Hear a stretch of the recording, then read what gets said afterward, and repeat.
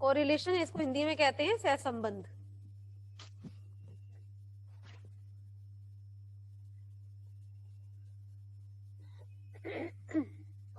सहसंबंध। कोरिलेशन क्या होता है? Correlation is the relationship between the two variables. दो चरों के बीच में जो संबंध बताता है। Good morning ma'am. Good morning बच्चे। जो दो चरों के बीच में, दो राशियों के बीच में, दो ग्रुप्स के बीच में जो रिलेशन बताता है उसको हम कहते हैं कोरिलेशन, यानी सहसंबंध। संबंध बताने वाला किसके बीच में? दो चरों के बीच में, दो वेरिएबल्स के बीच में। ठीक है, तो correlation is the relationship between the two variables और टू ग्रुप्स और टू ऑब्जेक्ट्स।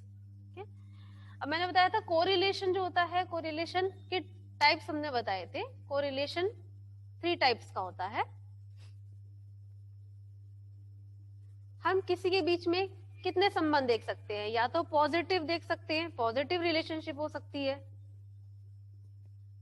यानी धनात्मक। दूसरा नेगेटिव हो सकती है, ऋणात्मक सहसंबंध, या फिर कोई रिलेशनशिप ही ना हो, जीरो।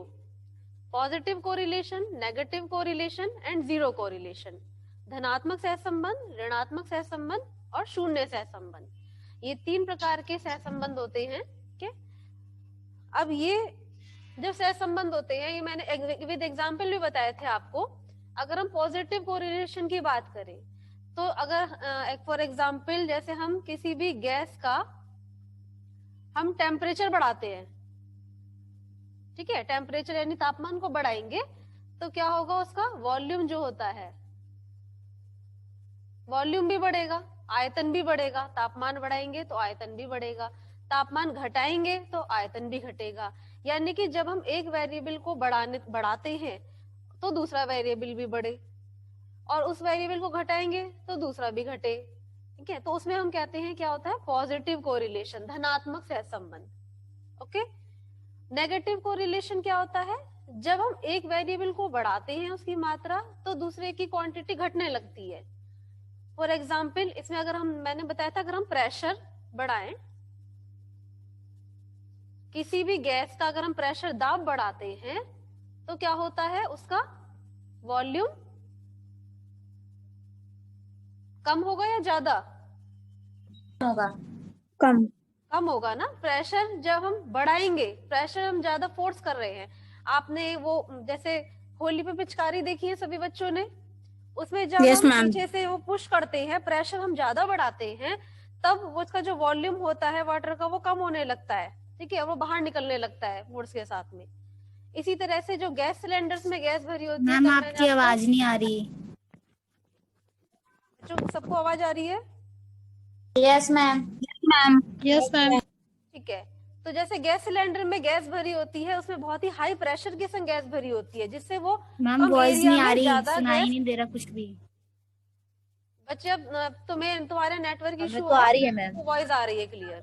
नेटवर्क प्रॉब्लम होगी तुम्हारी।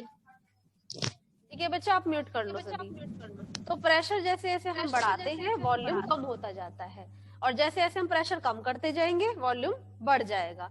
यानी कि इनके दोनों के बीच में क्या है? नेगेटिव कोरिलेशन है। इसको बढ़ाने पर, इस वेरिएबल को बढ़ाने पर ये घट रहा है, और इसको घटाने पर, इसको कम करने पर ये बढ़ रहा है। ठीक है, तो when two variables and when one variable increase then other variable decrease। ठीक है, जब एक वेरिएबल को बढ़ाते हैं, the quantity of one variable is increase but the quantity of another variable correspondingly decrease, it is known as the negative correlation। okay, but in the zero correlation, शून्य सहसंबंध में क्या होता है? there is no relationship between the variables, यानी कि दोनों variables के बीच में कोई संबंध नहीं होता। हम इस वेरिएबल को बढ़ाएं या घटाएं, इसकी मात्रा का दूसरे वेरिएबल्स पर कोई इफेक्ट नहीं पड़ेगा। That is the zero correlationship. ठीक है, इसमें मैंने आपको बताया था कि अगर हम प्रेशर बढ़ाते हैं या टेम्परेचर बढ़ाते हैं तो उसके केमिकल फॉर्मूला जो होगा, स्ट्रक्चर जो होगा उस गैस का, उस पर कोई इफेक्ट नहीं पड़ेगा, नो इफेक्ट। यहाँ टेम्परेचर बढ़ा रहे थे तो वॉल्यूम भी बढ़ रहा था, टेम्परेचर को घटा रहे थे वॉल्यूम भी घट रहा था, यहाँ प्रेशर को बढ़ा रहे थे वॉल्यूम कम हो रहा था, ठीक है। लेकिन यहाँ अगर हम प्रेशर को बढ़ाएंगे तो इस पर कोई इफेक्ट नहीं पड़ेगा, नो इफेक्ट। तो इट मींस इन दोनों के बीच में कैसी रिलेशनशिप है, जीरो कोरिलेशन है, ठीक है। तो this is the types of correlation, सहसंबंध के ये मैंने आपको प्रकार बताए हैं तीनों। अब हम नेक्स्ट इससे आगे टॉपिक पढ़ते हैं, कोरिलेशन कोफिशिएंट, सहसंबंध गुणांक। अच्छा, आपने ये तो देख लिया कि दो राशियों के बीच में, दो वेरिएबल्स के बीच में संबंध है, ठीक है। बढ़ाने पर वो बढ़ रही है, घटाने पर वो घट रही है, बट उनके बीच में कितना सहसंबंध है, उसका मैग्नीट्यूड और उसकी डायरेक्शन। जब हमें ये दोनों चीज देखनी हो, परिमाण और दिशा, इन दोनों चीजों को हमें देखना हो कि कितनी बढ़ रही है और किस दिशा में बढ़ रहा है, कि कितना सहसंबंध है, उसकी मात्रा देखनी हो, उसकी इंटेंसिटी देखनी हो, कितना सहसंबंध है। ये तो पता है सहसंबंध है, हमने बता दिया, लेकिन कितना है और उसकी क्या दिशा क्या है, पॉजिटिव है या नेगेटिव है। तो जब हमें परिमाण और दिशा ये दोनों देखनी होती है तो उसके लिए हम किसका यूज करते हैं, कोरिलेशन कोफिशिएंट, सहसंबंध गुणांक, ठीक है। दो चर जो हैं आपस में कितने संबंधित हैं और किस दिशा में संबंधित हैं, इसको ज्ञात करने के लिए हम सहसंबंध गुणांक की गणना करते हैं। ओके, हम किसी भी राशि का क्या निकालेंगे, सहसंबंध गुणांक निकालेंगे। उसी के बेस पर हम बता सकते हैं कि वो दोनों राशियां या दोनों जो चर हैं वो कितने एक दूसरे से संबंधित हैं, उनकी मात्रा क्या है, इंटेंसिटी क्या है संबंधित होने की। ओके, अब मैंने ये बताया था कोरिलेशन कोफिशिएंट की एक प्रॉपर टेबल होती है, मैं उसको बता देती हूँ।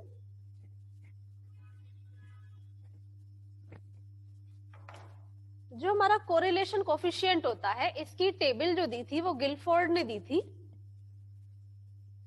उसमें उन्होंने बताया था, ये आप दो लाइन खींच लीजिए सभी।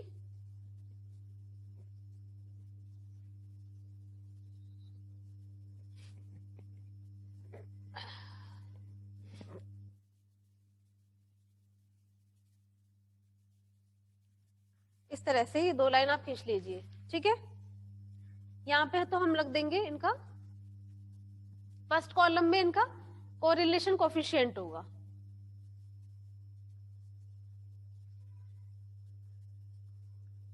यहाँ पे कोरिलेशन कोफिशिएंट रखेंगे, यहाँ पे उनकी एक्सप्लेनेशन होगी।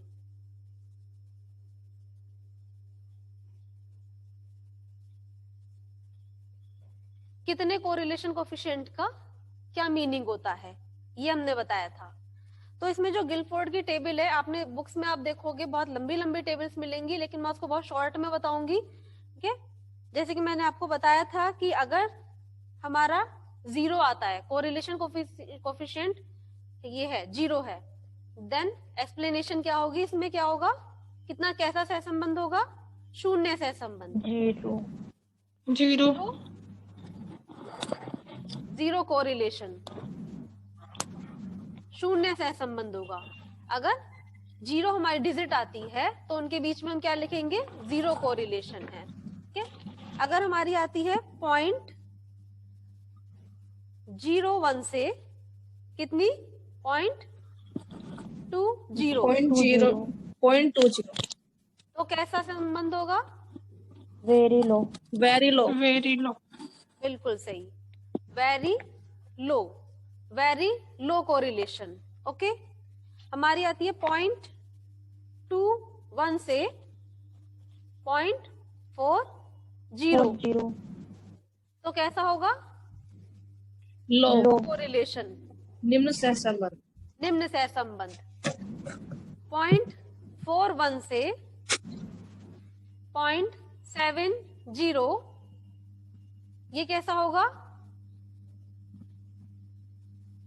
मॉडरेट, सामान्य सहसंबंध। सामान्य सहसंबंध 0.71 से 0.90 हाई उच्च सहसंबंध 0.91 से 0.99 वेरी हाई अत्यंत उच्च, और पूरा 1 हम लिख देंगे तो ये कैसा हो गया? परफेक्ट। परफेक्ट, पूर्ण। ठीक है, पूर्ण सहसंबंध। एक बार मैं और समझा देती हूँ। अगर 0 डिजिट आती है, कोरिलेशन कोफिशिएंट हमारा 0 आता है, देन इसकी एक्सप्लेनेशन क्या होगी? इनके बीच में कैसा सहसंबंध है? 0 कोरिलेशन है, कोई सहसंबंध नहीं है। ये नहीं लिखेंगे लेकिन कि कोई सहसंबंध नहीं है, हम लिखेंगे कि इन दोनों चरों के बीच में शून्य सहसंबंध है। ओके, 0.01 से 0.20 तक अगर हमारे कोफिशिएंट आता है तो कैसा सहसंबंध है? अत्यंत निम्न, वेरी लो। 0.21 से 0.40 आता है तो निम्न सहसंबंध है, लो कोरिलेशन है। 0.41 से 0.70 आता है तो मॉडरेट कोरिलेशन है, यानी सामान्य सहसंबंध है। 0.71 से 0.90 तक आता है तो उच्च सहसंबंध है, हाई कोरिलेशन है। 0.91 से 0.99 वेरी हाई, यानी अत्यंत उच्च सहसंबंध है। और 1 अगर आता है हमारा तो पूर्ण सहसंबंध है। ये हमारी हो गई पूरी टेबल। लेकिन इस टेबल में आप ये देख रहे हैं कि मैग्नीट्यूड तो है, परिमाण तो है, लेकिन डायरेक्शन नहीं होगी। ठीक है ना? मैग्नीट्यूड दिया हुआ है, परिमाण दिया हुआ है, हमें इंटेंसिटी दी हुई है, लेकिन उसकी डायरेक्शन नहीं दी हुई है। तो अगर हम इसमें डायरेक्शन इंक्लूड कर लेते हैं तो क्या होगा? अगर हम इसमें डायरेक्शन और इंक्लूड कर लें, इसको हम करें प्लस पॉइंट से, यहां भी प्लस लगा लें, इन सब में हम प्लस प्लस लगा लें।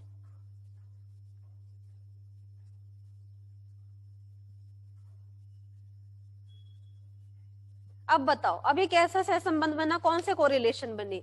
इसको तो हम 0 ही बोलेंगे। प्लस का आ रहा है 0.1 से पॉजिटिव बनेगा, 0.2, तो वेरी पॉजिटिव हो जाएंगे। लो पॉजिटिव पॉजिटिव कोरिलेशन, ये लो पॉजिटिव कोरिलेशन, ये मॉडरेट पॉजिटिव कोरिलेशन, ये हाई पॉजिटिव कोरिलेशन, ये वाला वेरी हाई पॉजिटिव, और ये परफेक्ट पॉजिटिव कोरिलेशन। ठीक है, प्लस का जब साइन लग गया तो इन सब में हो गया पॉजिटिव कोरिलेशन। एक्सप्लेनेशन मैंने बताई दी थी, बस इनमें पॉजिटिव और आ गया। ठीक है, तो हम आंसर में ये देखेंगे कि हमारा कोरिलेशन कोफिशिएंट का साइन क्या आ रहा है। अगर प्लस का साइन आ रहा है देन उसमें कैसी कोरिलेशन है? पॉजिटिव कोरिलेशन है। बट अगर इसकी जगह हम माइनस लगा दें, इसकी सबकी जगह, क्वेश्चन किस तरीके से आएगा वैसे? वो मैं क्वेश्चन अभी बताऊंगी बच्चे, अभी बताऊंगी सभी आपको, अभी सॉल्व करके दिखाऊंगी क्वेश्चन। इन सब में अब हम माइनस माइनस कर दें, यहाँ पे माइनस कर दें इन सब में। अब कैसा हो गया?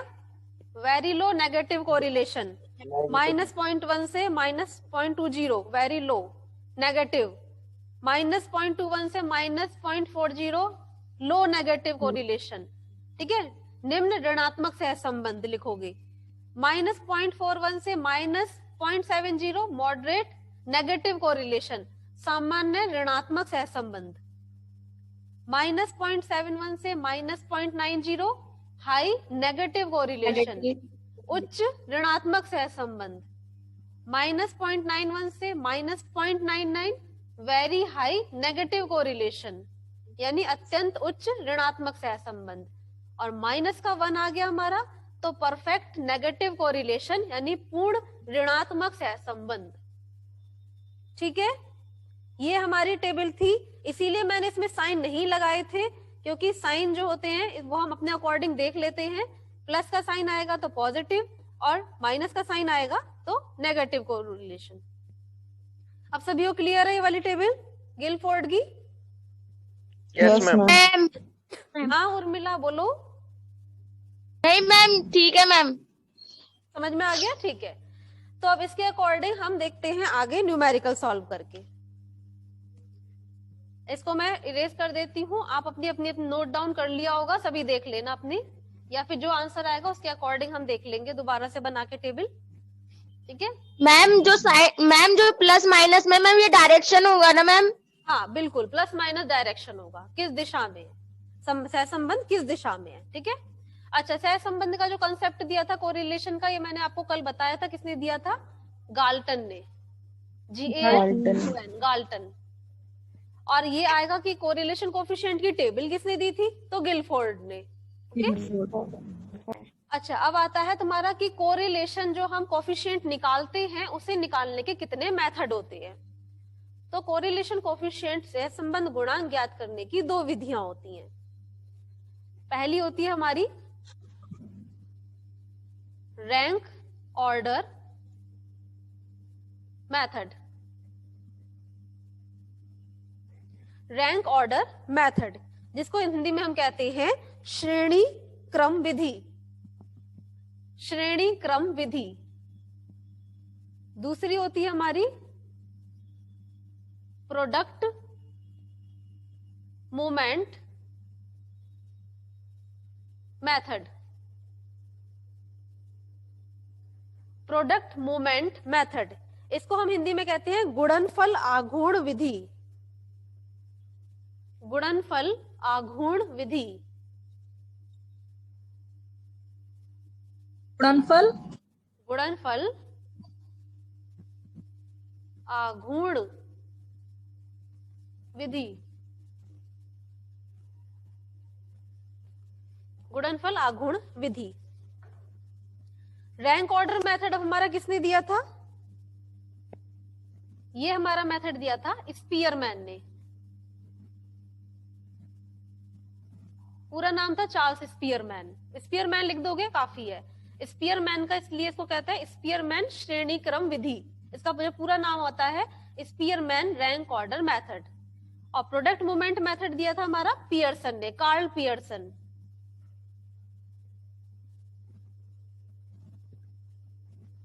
ठीक है, तो हमारे ये 2 मेथड होते हैं कोरिलेशन कोफिशिएंट को ज्ञात करने के लिए।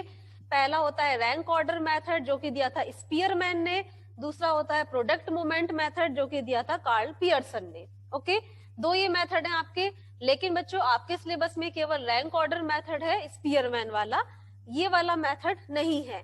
ये मैंने आपको नाम इसीलिए बता दिए हैं, एग्जाम टाइम में आपके लिए यूजफुल रहते हैं। ठीक है, अगर हमारा और थोड़ा सा मैं इनके बारे में थोड़ी सी डिटेल बता देती हूँ कि कौन सा मेथड हम कब यूज करते हैं। जब हमारा जो ग्रुप का साइज 30 से कम का होता है, 30 से कम का होता है, तब हम रैंक ऑर्डर मेथड को यूज करते हैं। ठीक है, और जब हमारा ग्रुप का साइज, समूह का जो आकार है वो 30 से बड़ा होता है, थोड़े बड़े आकार का समूह होता है, तब हम प्रोडक्ट मूवमेंट मेथड का यूज करते हैं।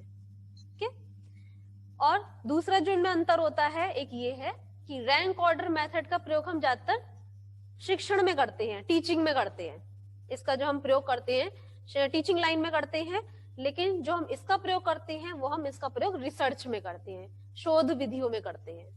ठीक है, तो इसीलिए ये वाला थोड़ा टिपिकल होता है क्योंकि इसमें सैंपल साइज हमारा समूह भी बड़ा होता है और इसका प्रयोग हम शोध में करते हैं। इसमें समूह छोटा होता है और इसका प्रयोग हम शिक्षण विधियों में करते हैं। तो जो आपके कोर्स में है वो है रैंक ऑर्डर मेथड। अब हम पढ़ते हैं rank order method.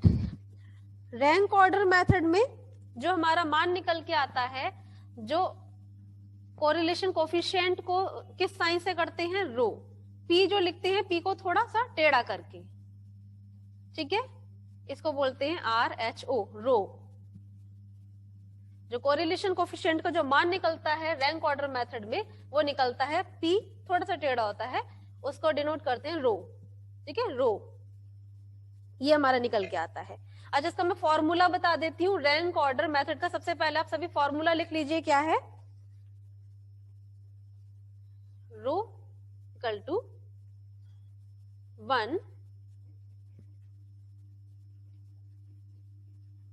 1 minus 6 sigma D square upon N n square minus 1।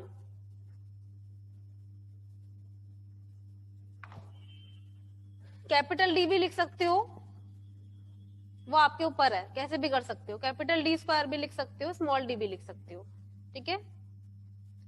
तो ये हमारा क्या है, इसका फॉर्मूला है। इसी फॉर्मूले को बेस बना के भी हम न्यूमेरिकल सॉल्व करेंगे। फॉर्मूला नोट कर लो, rho is equal to 1 minus 6 sigma D square upon N square minus 1। ये आपका रैंक ऑर्डर मेथड का स्पीयरमैन का फॉर्मूला है। अभी हम न्यूमेरिकल सॉल्व करेंगे तो हम बताएंगे कि क्या है एन। वैसे जो टोटल नंबर ऑफ स्टूडेंट्स दिए होंगे एन, वो है टोटल नंबर ऑफ स्टूडेंट्स। और जो डी है हमारा, जो रैंक का डिफरेंस आएगा, जो डी क्या है, रैंक का डिफरेंस है, ठीक है। तो रैंक के डिफरेंस के स्क्वायर का सम। सिग्मा का मतलब सम होता है, टोटल होता है। डी का मतलब है रैंक के बीच में जो डिफरेंस आया है, और ये हो गया उसका स्क्वायर। तो रैंक का जो डिफरेंस आया है उसके स्क्वायर का सम, यानी टोटल। अभी आप न्यूमेरिकल करोगे ना तब ज्यादा क्लियर हो जाएगा, ठीक है। सभी ने फॉर्मूला नोट डाउन कर लिया? मैम फॉर्मूले को एक बार और समझा दीजिए, मेरा डिस्कनेक्ट हो गया था। फॉर्मूला समझाने में ऐसा कुछ नहीं है, अभी आप सॉल्व करोगे। वैसे में फॉर्मूला यही है, 1 minus 6 sigma D square upon N square minus 1। N जो होता है टोटल नंबर ऑफ स्टूडेंट जो दिए होंगे आपको, ठीक है। और ये जो मैंने सिग्मा डी स्क्वायर ये जो लिखा है, ये है सिग्मा का मतलब होता है टोटल, डी का मतलब होता है रैंक डिफरेंस और उसका स्क्वायर। तो रैंक डिफरेंस का स्क्वायर करके जो हम टोटल कर देंगे, ये वो है, ठीक है। अब हम एक न्यूमेरिकल ले लेते हैं, इसे मैं डिलीट कर देती हूं यहां से। चलो अब एक न्यूमेरिकल लेते हैं, अब एक टेबल बनाएंगे।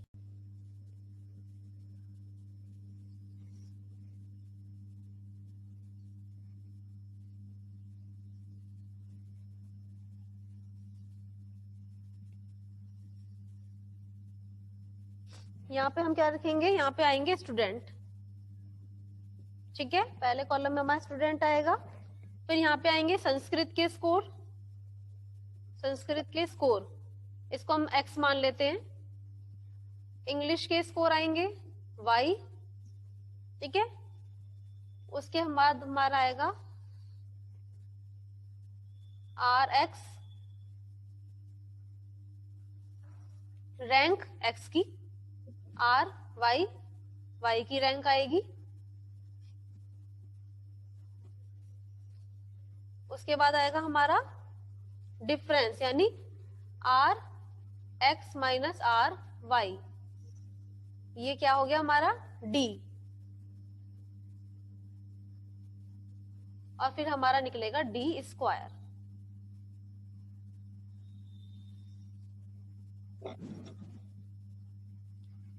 ठीक है, हम इस तरह से ये टेबल बना लेंगे। अभी ये कॉलम बना लीजिए, इसमें आप नंबर लिख लोगे स्टूडेंट के जो मैंने बताए थे, 1 2 3 4 5 6 7 8, नीचे तक लिख दूं, दिख रहा है सभी को?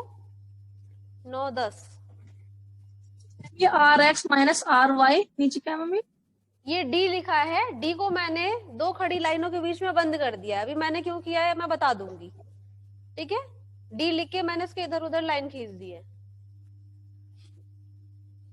अब आप ये 10 बच्चों के नंबर लिख लो। पहले 10 हमने बना लिए इस तरह से।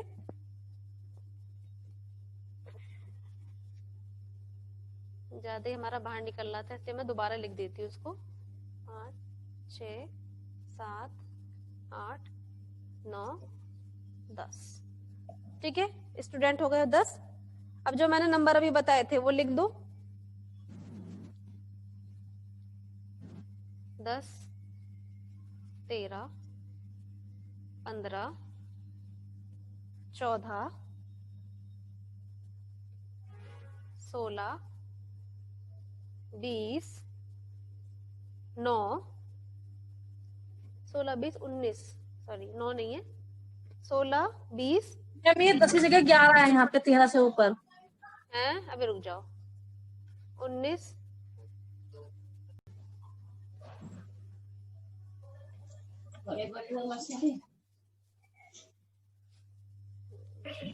9.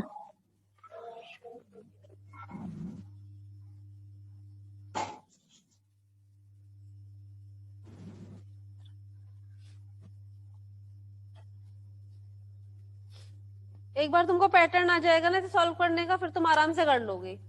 इसमें हमने बस अपने आप ही मैंने अपनी मर्जी से रख दिए हैं, संस्कृत के स्कोर रख दिए हैं, इंग्लिश के स्कोर रख दिए हैं।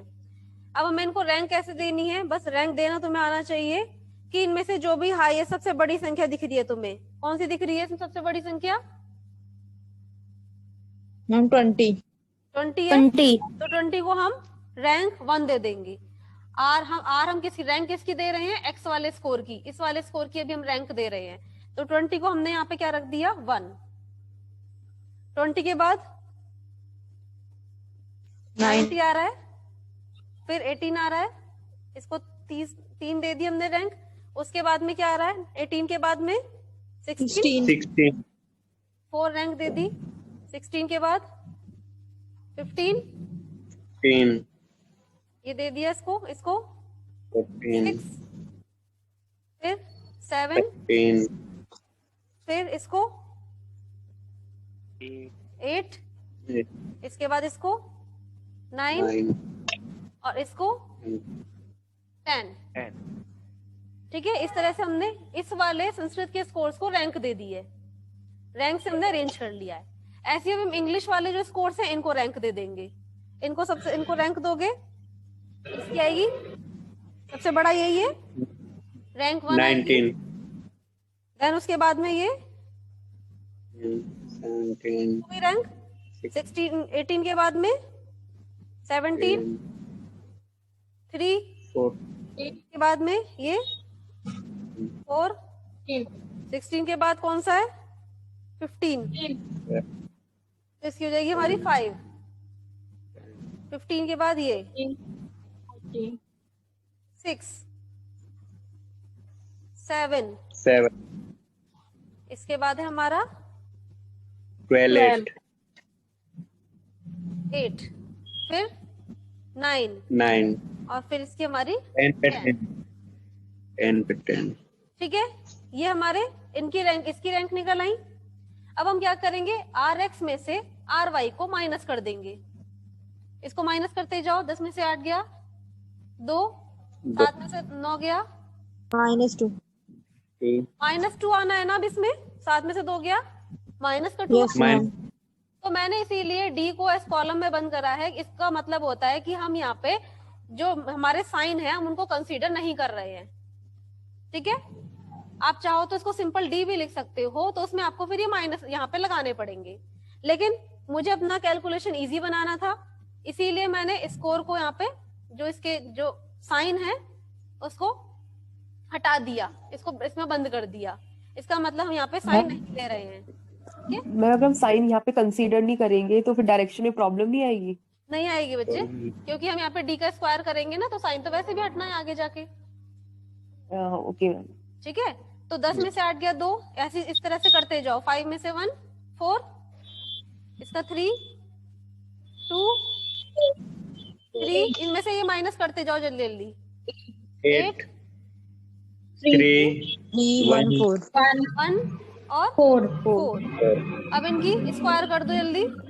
4 16 9 4 9 9 64 9 9 1 16 और 16।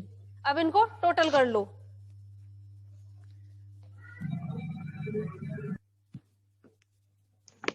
कितना आया हमारा? ये आएगा 136। 136 आया 136? जल्दी जल्दी करो बच्चे। 136 आया। 16 4 20 4 24 4 28 29 30 7 37 37 38 39 40 41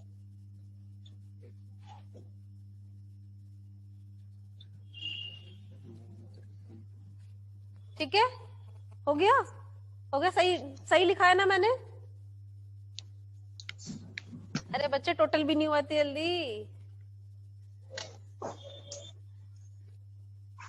यस मैम सही है। सही लिखा है? चलो अब जल्दी से फॉर्मूले में पुटअप करो ये 1 माइनस 6 सिग्मा डी स्क्वायर यानी 6 इंटू 136 अपॉन एन क्या है 10 एन स्क्वायर माइनस 1 ये आएगा हमारा जो फॉर्मूला बताया था 1 माइनस 6 सिग्मा डी स्क्वायर या ये आ गया तो 6 सिग्मा डी स्क्वायर तो 6 इंटू 136 अपॉन एन क्या है 10 एन स्क्वायर माइनस 1 10 की स्क्वायर माइनस 1 ये हमारा कितना आएगा? 816। तो ये आएगा हमारा 1 माइनस 816 अपॉन 6 डिवाइडेड बाय 990 990 ये आया हमारा। अब इसको सॉल्व कर लो 816 को 990 से 0.824 0.824 कैलकुलेशन करके बताओ क्या आया? 0.176 0.176 ये आ गया हमारा। Yes, ma'am. अब ये हमारा केवल ये जो तुम लिखोगे आंसर अगर इतना लिख दोगे तो तुम्हें कम से कम 1 या 2 नंबर हो सकता है कम दे एग्जामिनर। क्यों? क्योंकि तुमने यहाँ पे उनके बीच में रिलेशनशिप नहीं बताई है। अभी तुम इसको एक्सप्लेन करोगे जो मैंने गिलफोर्ड की टेबल बताई थी उसके अकॉर्डिंग। इसमें दिख रहे हो माइनस साइन नहीं आ रहा है, इसका मतलब ये क्या है? पॉजिटिव है, इनमें रिलेशन पॉजिटिव कोरिलेशन है।